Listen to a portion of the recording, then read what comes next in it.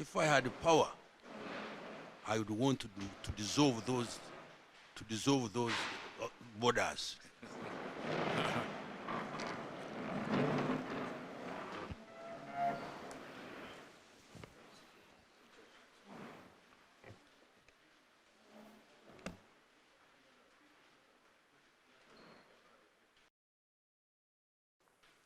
Mzee, let me say on behalf of the people and government of Kenya, we very sincerely appreciate your undertaking this state visit as a way of consolidating the friendship and the relationship between our two countries.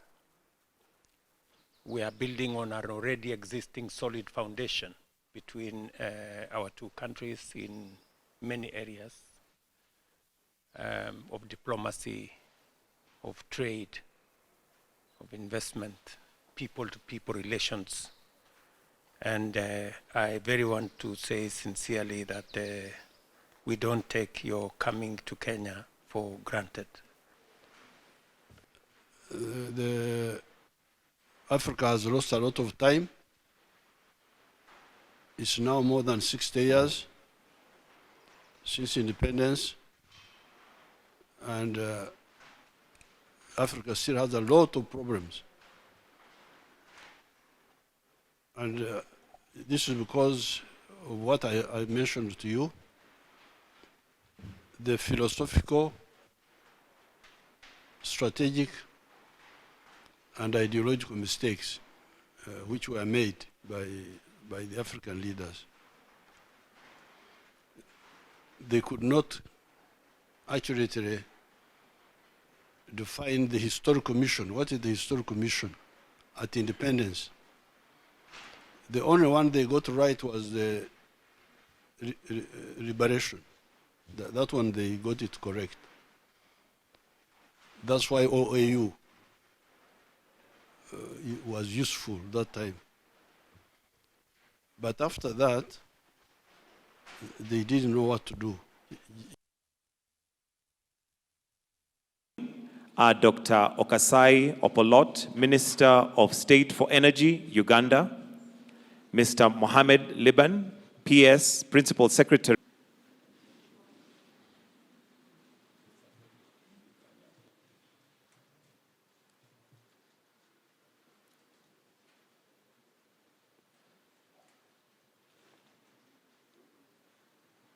Agreements for a photo opportunity before you proceed to your seats.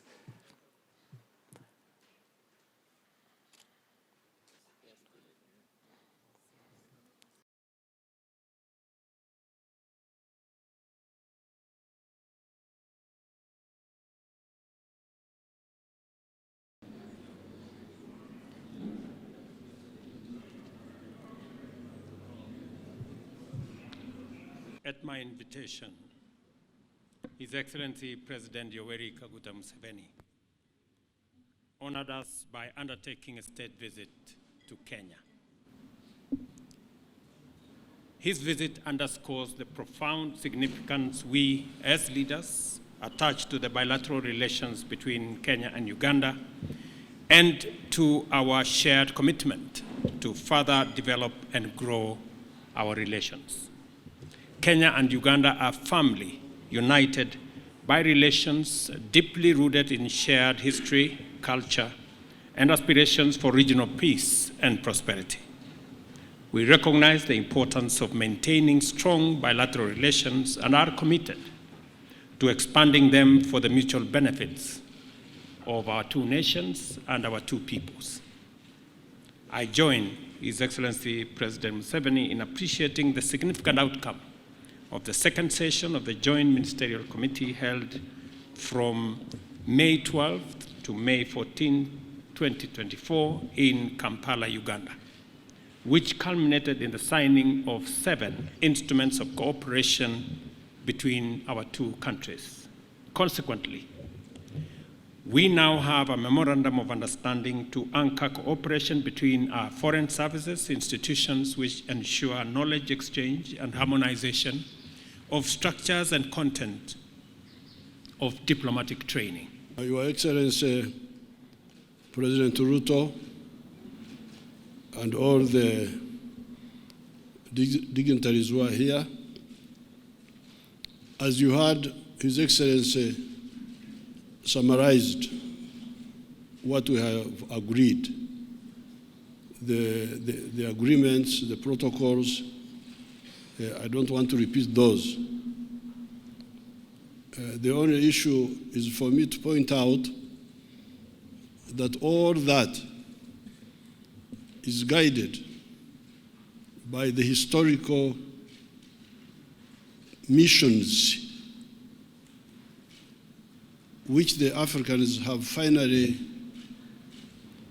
crystallized.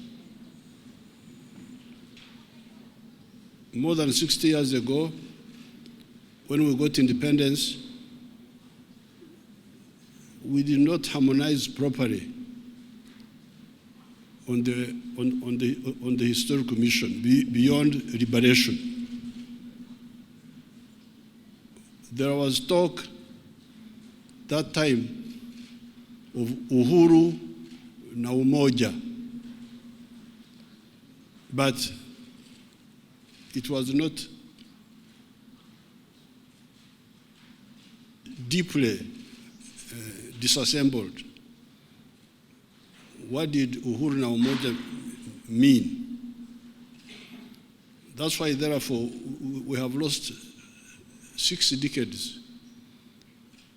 And as you can see in Africa, we have got so many problems. The collapse of state authority in so many countries. This is not accidental. This is really, this was inevitable and it was predictable. This is the only way not to leave anybody behind. And to remove the irrationality. You look at Africa. Africa really is amazing. And Latin America.